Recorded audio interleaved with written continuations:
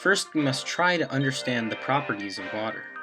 First, water is much more dense than air, meaning that water has more mass per unit volume than air does. Another property of water is that it is uncompressible. This means that water under great pressure will have the same volume as water under much less pressure. You can test the first property by diving to the bottom of a pool. You will feel pressure on your ears. This is due to all the water above you pressing down on you and squeezing the air inside your ears into a smaller volume. The second property can be explained by the fact that water weighs 64 pounds per cubic foot, whereas air only weighs 0.0833 pounds per cubic foot. The amount of pressure exerted on the water will not affect its volume. As you increase your depth in water, your pressure will increase by 64 pounds every foot. A quick way to remember this is the saying, double your depth, double your pressure. Scuba diving utilizes pressurized air. This is due to the fact that underwater pressure pushes on you from all directions. As you descend, the pressure on you from all the water around you increases while your lung volume decreases.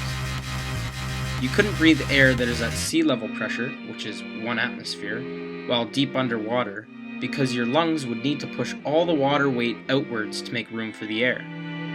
This is impossible due to the immense pressure that is pushing on your body from all sides. Did you know that? Scuba stands for Self-Contained Underwater Breathing Apparatus. Now you know. Now back to the physics. Scuba tanks contain pressurized air which allow you to breathe underwater under pressure.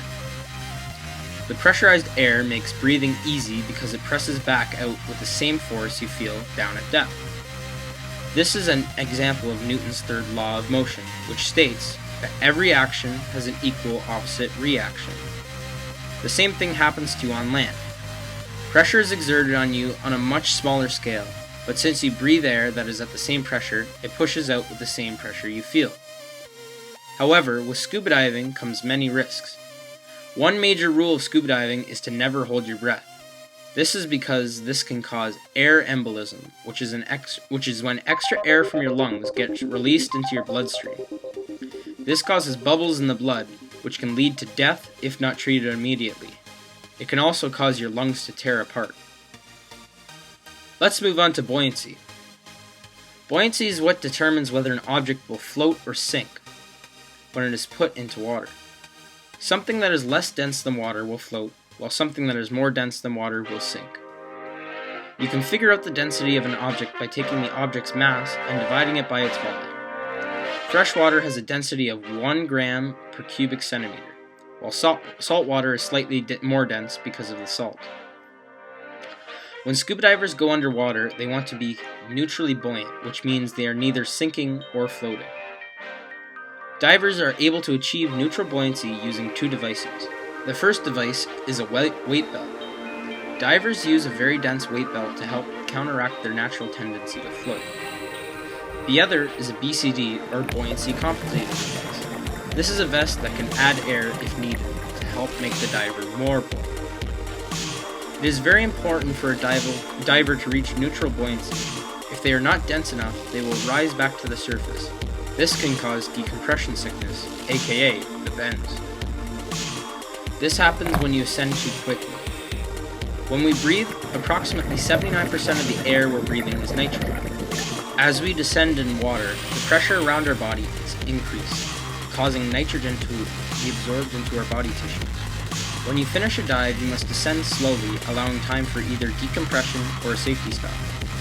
This is when you stop at a certain depth for a period of time to allow the nitrogen to slowly seep out of your body tissue, and either it will immediately revert to being a gas or become tiny harmless bubbles, which will eventually turn back to a gas. This is why you can only dive to certain depths for a set duration of time. If a diver ascends too fast and the nitrogen escapes the body tissue too quickly, it bubbles in the body. This is what causes the bends, which will be needed to be treated in a hyperbaric chamber immediately or the diver could die. If a diver is too dense, they will fall to the ocean floor. possibly crushing things like fragile coral reefs or descending to depths where the pressure alone could kill you. Lastly, we'll be talking about light. While underwater, scuba divers cannot rely on their eyes to be as accurate as they might be above water.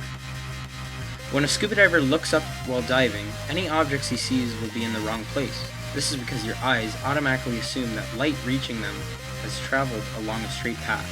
However, this is not the case. This is all due to the fact that light travels slower in water than it does in air.